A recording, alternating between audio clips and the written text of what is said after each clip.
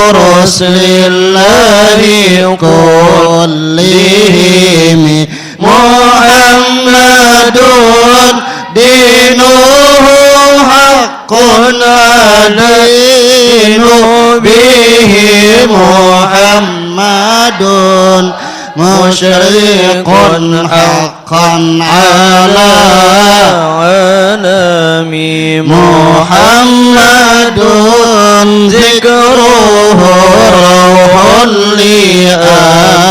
لأنفسنا محمد شكره فرض على الأمم محمد رحم الله العباد به محمد سبب الإنشاء من عدم محمد زينة الدنيا وبهجتها محمد كاشف الغمة والظلم محمد سيد طابت مناقبه محمد صغاه الرحمن بالنعم محمد شرف البري مراتبه محمد خصه الرحمن بالنعم محمد صفوة البري وخيرته محمد طاهر من سائر التهم محمد ضحك للضيف مكرمه محمد جاره والله لم يضم محمد طابت الدنيا ببعثته محمد جاء بالآيات والحكم محمد ظهرت فينا هدايته محمد هديه نور لكل عام محمد من إحسان نعمته محمد سر علم اللوح والقلم محمد غيث معروف يدعو مولانا محمد مدحوه يشفي من السقام محمد فاق كل الأنبياء شرفا محمد قد أحل الدين في حرم محمد قائم لله ذو همام محمد كل إحسان إليه نومي محمد كل ما في الكون مظهره محمد في البرايا خير معطى الخصام محمد لم نجد عن حبه بدلا محمد نرتجيه عند منطلم محمد من رجاه نال غايته محمد يسعف الملهوف عن أمامي محمد نعمة الكبرى لنا شملت محمد منشأ الخيرات والنعم محمد وصل الدنيا بأنعمه محمد قد تسامى كل ذي كرم محمد هديه فزنا بغايته محمد قد وفى لله من قدم محمد لا نرى إلا شفاعته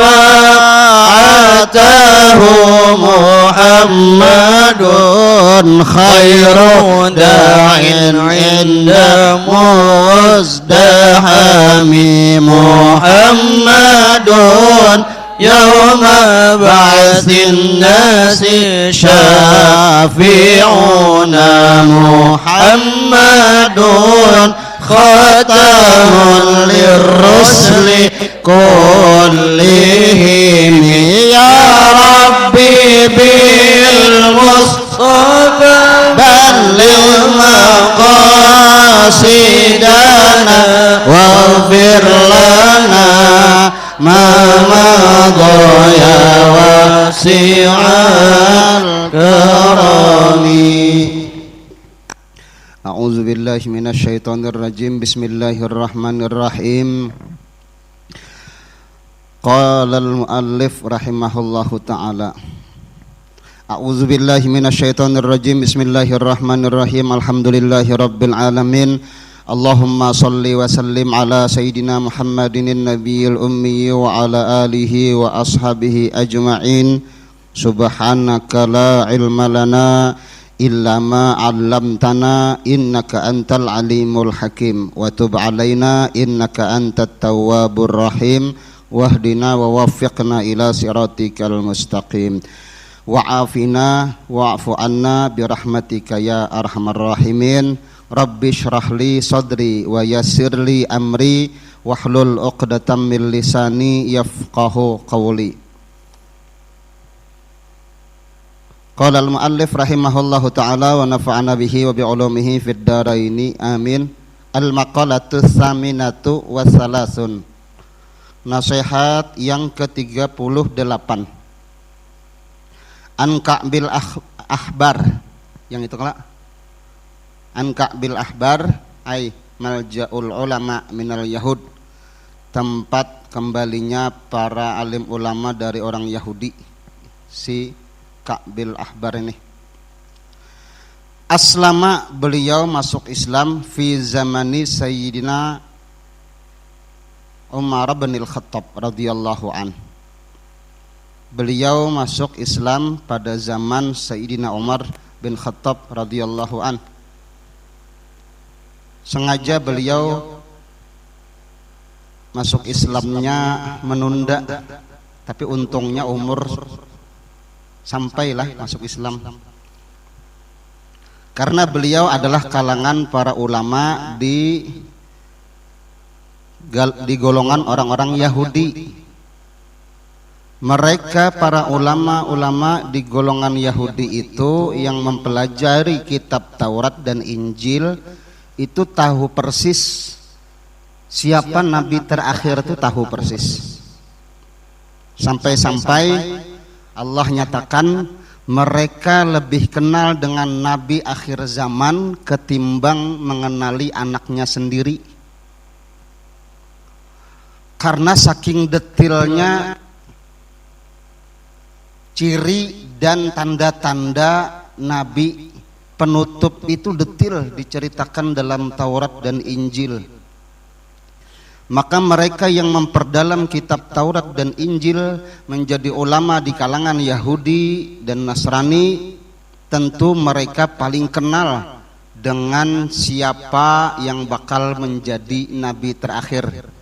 Tidak bisa sembarangan mengaku-ngaku aku nabi terakhir, aku nabi penutup. Oh, tanda-tandanya sudah diberitahu Allah melalui kitab-kitab terdahulu. Itu. Maka nabi kita itu sebetulnya sangat dikenali oleh ulama-ulama Yahudi dan Nasrani yang memperdalam kitab Taurat dan Injil. Yang membuat mereka tidak kemudian menunduk dengan Islam, yang membuat mereka tidak mau berpindah ke agama Islam seringkali karena mereka ta'assub. Ta'assub itu fanatik dengan suku.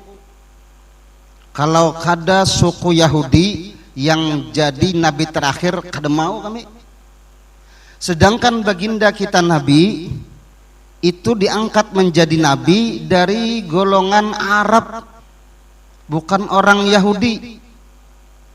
Maka disitulah penentangan yang terjadi di kalangan ulama-ulama Yahudi. Kenapa nabi terakhirnya lahir di kalangan orang Arab? Harusnya di kalangan Bani Israel. Nah itu yang mau olah mereka kada terima tuh. Karena mulai dari Ishak, anak dari Nabiullah Ibrahim, Yakub, Yusuf, Nabi Ayub, Nabi Shu'aib, Nabi Musa, Nabi Harun, terus sampai ke Nabiullah Isa alaihi salam. Nabi-nabi yang sekian banyak itu dari turunan Bani Israel. Maka orang Bani Israel tentu kada terima kalau nabi yang jadi penutup bukan dari kalangan orang-orang Bani Israel. Itu Nabi Musa Bani Israel, Nabi Harun Bani Israel. Semua nabi-nabi, tokoh-tokoh besar, figur-figur yang menjadi nabi ulul azmi dari kalangan Bani Israel. Nah itu tuh. Jadi kefanatikan ta'assubnya orang Bani Israel sampai menolak dan tidak terima bahwa nabi akhir zaman ternyata diperoleh oleh orang Arab. Nah itu kayak di Indonesia juga, bila yang jadi presiden pasti orang Jawa. Iyalah, mulai Presiden Soekarno orang Jawa, ya kan? Soeharto, ya kan? Jawa, ya kan? Susilo Bambang Yudhoyono dari mana? Jawa juga. Joko Widodo dari mana? Jawa juga. Amun sampai orang Banjar yang jadi presiden abut tam Indonesia. Siapa presidennya? Utuh. Kada cocok lalu lah. Presidennya utuh. Ada cocok. Tapi kalaupun terjadi, nah itu tuh akhirnya jadi penolakan tuh. Itu tuh yang kisah itu orang Jawa dengan orang Bugis di kapal berperahu berdua. Beragak-agak kan orang Jawa dengan orang Bugis nih. Jar orang Jawa kamu tahu lah. Kami bubuhan orang Jawa nih hebat-hebat. Yang jadi presiden semua orang Jawa. Yang jadi jenderal pasti orang Jawa. Yang jadi jenderal tuh nah yang bintang 5 tuh orang Jawa. Yang jadi menteri-menteri kebanyakan orang Jawa. Orang Bugis nih bingung, kami ini jadi apa di Indonesia nih? Ambilakannya badik, andaknya digulu orang Jawa. Nabi Muhammad orang mana? Bapak sepaksa orang yang Jawa tadi bapak dah. Nabi Muhammad orang Bugis. Kayak apa lagi? Badik di leher sudah. Bapak bakaku benar orang Jawa terus. Itu. Nabi Muhammad orang mana jadinya? Paksai orang Bugis. Kada kalah lah. Orang Yahudi ternyata sudah kenal dengan Nabi terakhir tuh. Sampai-sampai ujar Allah, ya'rifunahu kama ya'rifuna abna'ahum. Mereka orang-orang Yahudi itu mengenali ciri fisik dan ciri kelakuan Nabi penutup itu lebih kenal daripada anaknya seorang. Kalau anaknya sendiri kadang-kadang kunat, gini nggak tahu. Kunat tahu lah kunat, bekas luka kah, atau ada tahi lalat kah, atau ada tanda lahir kah. Kadang-kadang abahnya kada tahu. Ada kunat, ada tanda lahir. Nabi kita khatamun nubuwah yang menempel di pundak belakangnya, baina katifaihi alamah, di antara dua pundak, di antara dua belikatnya ini ada tanda kenabian yang bila dilihatkan kepada orang Yahudi pasti kenal, itulah Nabi akhir zaman. Nah itu sampai ke ciri fisiknya saja orang Yahudi itu kenal.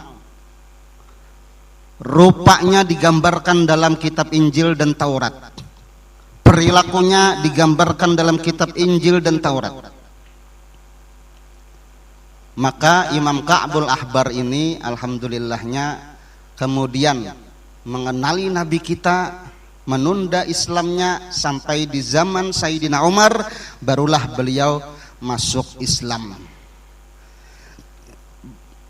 Nasihat dari beliau, al-husunu lil mu'minina minasyaitani salasun. Kata Imam Ka'bil Ahbar, yang menjadi tameng, pelindung, penjaga orang yang beriman daripada godaan, gangguan syaitan itu ada 3. Salasun minal khisal, ay allati tamna'ul mu'minina wa tahfazuhum minasyaitani salasatun. Yang mencegah orang beriman dan memelihara orang beriman dari godaan dan gangguan syaitan itu ada 3, kata Imam Ka'bil Ahbar. Wal husnu huwal makanul murtafi'ul ladzi yamna'ul aduwa. Dan adapun husun, tameng, pelindung, ialah satu tempat yang tinggi yang mencegah musuh, yang mencegah dia akan musuh, apa namanya itu, benteng. Nah, husun itu benteng. Wal husnu aidan as-silahu kama fil asas. Dan hisnu maknanya bisa juga bermakna senjata, karena itu yang membentengi dari kejahatan orang lain juga, sebagaimana di dalam kitab Al-Asas. Yang pertama, al-masjidu hisnun. Yang pertama yang melindungi orang beriman itu adalah masjid, tempat sujud. Itu merupakan benteng bagi orang beriman.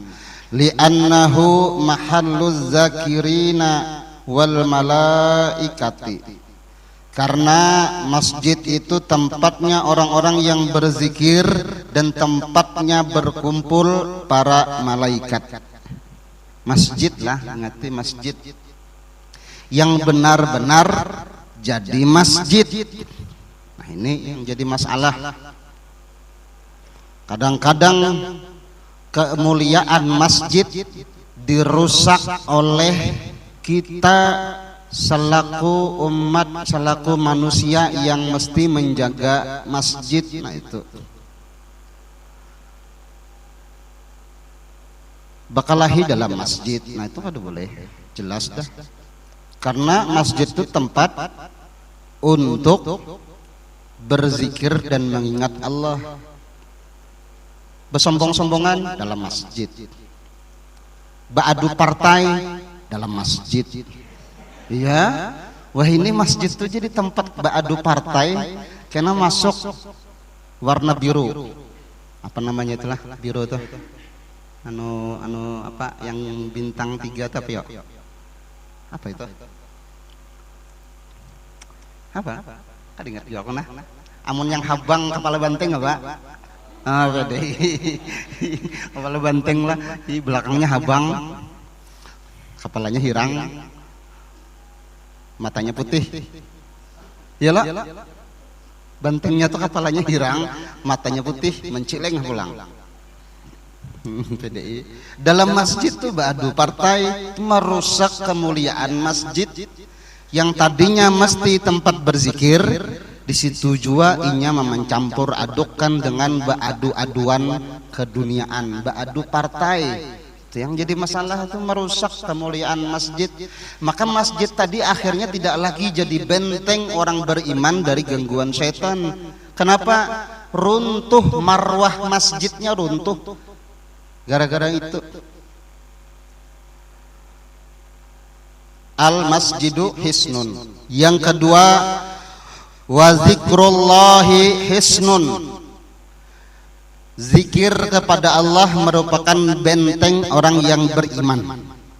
Zikir itu makna lainnya ingat. Zikir itu ingat.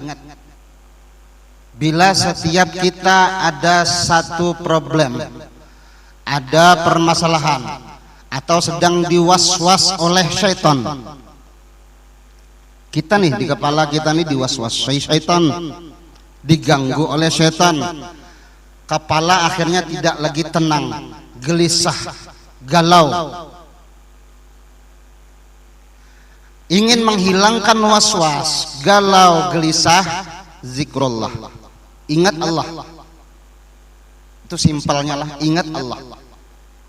Kok bisa zikrullah menghilangkan gelisah, menghilangkan galau, menghilangkan waswas? Karena bila ingat Allah, kita akan mengembalikan semua takdir qada dan qadar kepada Allah. Barang hilang, bilanya mau zikrullah, ingat Allah. Oh, memang bukan rezeki aku, makanya hilang. Itulah ampih galau. Tabrakan, kecelakaan, gelisah, khawatir. Untuk menghilangkan kegelisahan dan kekhawatiran itu zikrullah. Maksudnya apa? Ingat bahwa ini qada dan qadar Allah, menguji kita sampai batas mana kesabaran dan ingat kita kepada Allah. Akhirnya hilang galau, hilang gelisah. Itu tuh. Maka zikrullah itu adalah tameng orang beriman. Bila sampai kita lupa dengan zikrullah, nah syaitan senang benar tuh. Terus dibumbuinya, terus ditambahinya kegelisahan. Bila santri gelisah, bosan, jenuh, risau, gelisah dalam pondok, itu waswas syaitan juga itu. Bilanya ikam tanamakan zikrullah, ingat kepada Allah bahwa apa yang aku kerjakan ini perintah Allah. Bila aku kada dalam sini, rasanya manfaatnya lebih sedikit, banyak manfaat di dalam pondok, tuh hilang tuh risau. Mengembalikan apa yang kita lakukan itu kepada Allah, itu zikrullah, maka hilang risau dan gelisah itu. Dipikirkan misalnya lah kayak apa mainanku di rumah di lemari dihambur ading sakone. Kira-kira ada juga yang kepikiran gitu lah. Mainan anu nang susun-susun tuh apa namanya? Apa? Lego. Lego ampunku di rumah nih ku simpan baik-baik, jangan-jangan dihancur ading nih. Nah itu risau ngarannya, itu gelisah itu. Lalu hendak boleh kepikiran terus. Di kepala bilanya mau zikrullah, kembalikan kepada Allah. Ada apa-apa mainan terus rusak, kena aku susun pulang. Ya kalah? Oh kada papa hilang mainan tuh, pada aku sasar batuha, kada lagi bermainan kayak kanak-kanak. Asal mau zikrullah, mengingat lagi, mengembalikan lagi kepada Allah, risau, gelisah dan apapun hilang. Makanya ala inna awliya Allahi la khaufun alaihim walahum yahzanun. Ayat Al-Quran tuh. Ala, ketahuilah, kata Allah dalam Al-Quran, inna awliya Allahi la khaufun alaihim walahum yahzanun. Bahwasanya para wali Allah, itu bahasa tekstualnya wali Allah lah. Yang dimaksud wali Allah itu adalah orang-orang yang dipandu, dibimbing Allah. Wali itu artinya orang yang dinaungi, ditanggung jawabi, pokoknya yang dikehendaki Allah, dimudahkan Allah, dibimbing Allah. Inna awliya Allah la khaufun alaihim. Rasa takut terhadap dunia itu tidak lagi menimpa mereka. Takut kehilangan, takut kerusakan, takut ketinggalan. Nah itu duniawi semua tuh. Bilanya mau zikrullah, mengingat lagi kepada Allah, maka rasa takutnya tuh hilang. Apalagi cuma takut lawan hantu, wah makin nyai. Sini hantu hadapan kita, kiau aja. Artinya kita kada hendak bakalahi kada. Bila kamu mengganggu aku lawan. Nah itu aja. Kamu bilanya melihat hantu tuh, apa? Kamu congol tak? Sini bapak kiau sekalian. Sekali datanglah rambutnya panjang, gigi betaring. Rambutnya panjang, giginya betaring, matanya nang hantak keluar tuh. Nah, ya. Tapi nya kada laju kah bujuran tuh hantu tuh kada laju kah. Makanya pilih kamu bukanya pasti kada kamu menyasahi nya kada laju buka.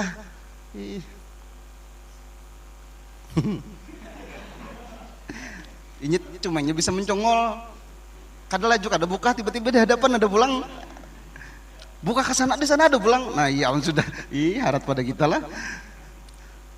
Maka zikrullah hisnun, la siyama la haula wala quwata illa billah. Apalagi zikirnya itu dengan membaca la haula wala quwata illa billah.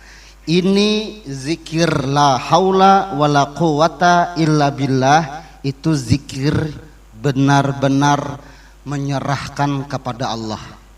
Tatamu hantu la haula wala quwata illa billah, hampir tuh nya. Itu yang pendek, anak nang panjang baca ayat kursi. Kada hilang juga, ambil kursi. La haula wala quwata illa billah. Tidak ada daya upaya, tidak ada kekuatan, semua hanya dengan izin Allah. Fa inna syaitana yang qabidu ay yahtafi wa yata'akharu. Maksudnya bila dibacakan la haula wala quwata illa billah, syaitan akan bersembunyi, wa yata'akhar, dan bejauh, baundur, idza sami'a zikrallahi ta'ala, bila mendengar zikrullah. Jadi zikrullah itu kada hanya la ilaha illallah, la ilaha illallah, la ilaha illallah. Zikrullah memang, tapi percuma kalau lidahnya la ilaha illallah iwakaring kumana. Percuma kalau di kepalanya lain la ilaha illallah, mulutnya aja la ilaha illallah, di kepalanya dadayanku hilang. Maka yang dimaksud zikrullah itu adalah zikir itu di hati, sampai ke dalam hati, dibantu oleh bibir, dibantu oleh ucapan. Nah itu kita kadang Hati ini kada bisa mengingat Allah kalau kada dibantu dengan ucapan. Maka ucapan itu diajari Nabi, bilaikam tersalah istighfar astaghfirullah. Nah itu zikirnya. Bilaikam karena masalah la haula wala quwata illa billah, itu zikirnya. Dalam hatinya apa? Bilanya melakukan kesalahan istighfar dalam hati, ya Allah ampuni aku tasalah tadi nah. Ya Allah ampuni aku menyambati kawan tadi nah. Nah itu istighfar maksudnya itulah. Mulutnya astagfirullah, dalam hatinya minta ampun yang kita tersalah. Itu nang benar-benar zikir. Kadang nang anu kawan meninggal innalillah. Kayak itu benar ya. Dalam hatinya apa? Padahal makna inna lillahi wa inna ilaihi rajiun. Kami gin bulik juangnya. Nah itu artinya inya benar ya bedahulu pada kami inna lillah wa inna tuh kami kalau kadangnya nang orang tuh mati lalu inya mati kada maknanya tuh nah kami mati juga kan itu. Jadi maknanya lah yang penting itu zikrullah itu maknanya dalam hati itu nah. Masuk masjid Allahumma gfirli dzunubi waftahli abwaba rahmatik, bacaannya itu tuh masuk masjid tuh zikrullah itu. Tapi zikrullahnya dibarengi dalam hati, ya Allah aku masuk masjid nah mohon bari rahmat. Nah, itu maksudnya minta rahmat Allah. Nah barangkali aku masuk masjidnya Allah bari karuniai rahmat. Nah itu masuk masjid.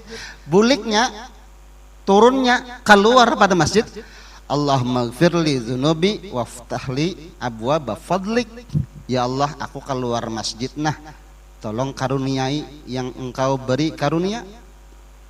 Maksudnya bilanya berusaha keluar pada masjid beri anugerah, bilanya hendak berjualan beri anugerah. Nah, itu maksudnya abwaba fadlik.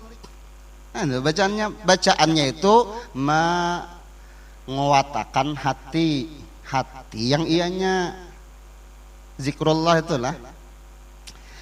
Kemudian wa qiraatul qur'ani hisnun, dan membaca Al-Qur'an adalah benteng orang beriman.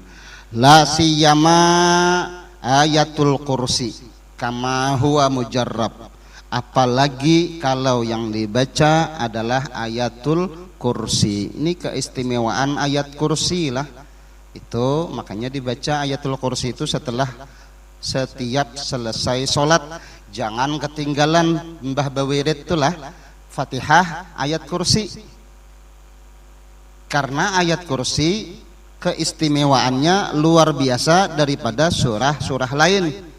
Nah itu kita mungkin misalnya membaca Al-Muluk antara maghrib isya atau habis subuh atau habis asar, tapi ayatul kursi mesti dibaca setiap selesai sholat fardu. Nah itu karena istimewanya ayat kursi.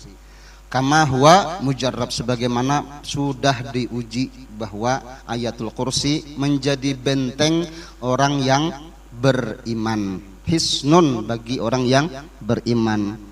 Al-Quran itu wa nunazzilu minal qur'ani ma huwa shifaa'un wa rahmatun lil mu'minin. Kami turunkan, kata Allah, Al-Quran itu ada yang menjadi penyembuh, ada yang menjadi penenang. Ma nunazzilu wa nunazzilu minal qur'ani ma huwa shifaa'un wa rahmatun lil mu'minin. Ayat Quran itu Allah turunkan, kami turunkan, kata Allah, untuk orang beriman. Ini bukan hanya sekedar panduan hidup, bukan hanya sekedar arah hukum Islam, tapi di situ mengandung syifa, obat, warahmah, penenang, lil mukminin, bagi orang yang beriman. Nah cuma sayang benar kita kada tahu ayat mana yang menjadi penyembuh, ayat mana yang menjadi penenang.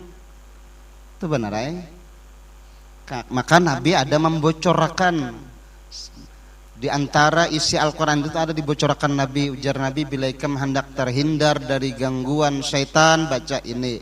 Bila ikam hendak mendinding dirimu, membentengi dirimu, hendak guring, baca ini. Itu ada Nabi membocorkan. Itu bocorkan keistimewaan Al-Quran.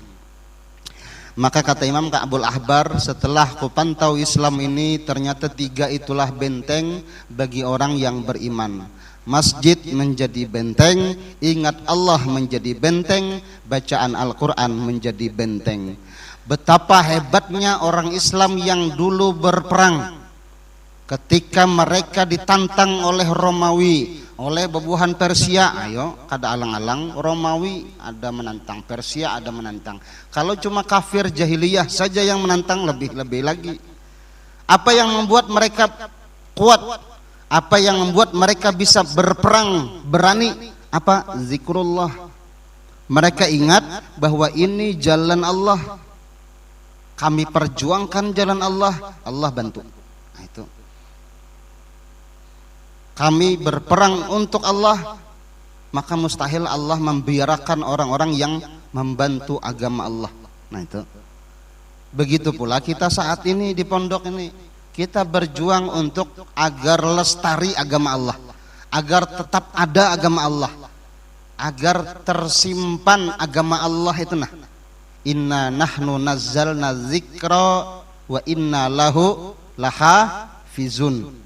Kata Allah, kami menurunkan Al-Quran yang isinya ilmu Allah, kami pula yang memelihara. Yang jadi pertanyaan, di mana Allah akan menitipkan ilmu Al-Quran itu disimpan? Tidak lain di pondok-pondok pesantren. Nah, itu maka kita yakin bila kita masih mau memelihara ilmu Allah, Allah memelihara kita. Memelihara Al-Quran, Allah akan memelihara kita. Bukan memelihara menjagai Al-Quran kada hilang, itu adalah memelihara makna dan isinya.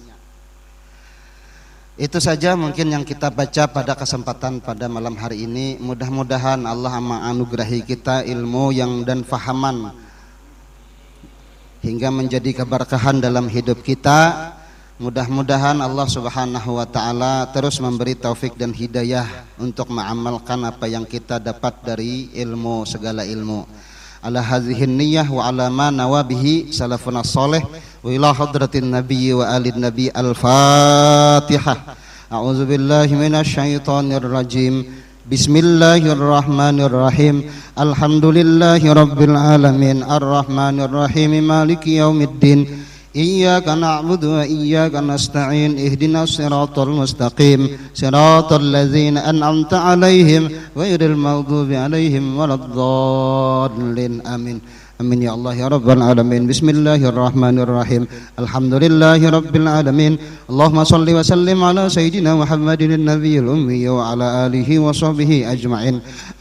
Allahumma anfa'na bima 'allamtana wa 'allimna ma yanfa'una wa zidna ilma. Rabbana zalamna anfusana wa illam taghfir lana wa tarhamna lanakunanna minal khasirin. Rabbana atina fid dunya hasanah wa fil akhirati hasanatan wa qina azabannar. Wa sallallahu ala sayyidina Muhammad wa ala alihi wa sahbihi wa sallam. Subhana rabbika rabbil izzati amma yasifun wa salamun alal mursalin walhamdulillahi rabbil alamin. Taqabbalallahu minkum inna wa minkum taqabbal ya karim.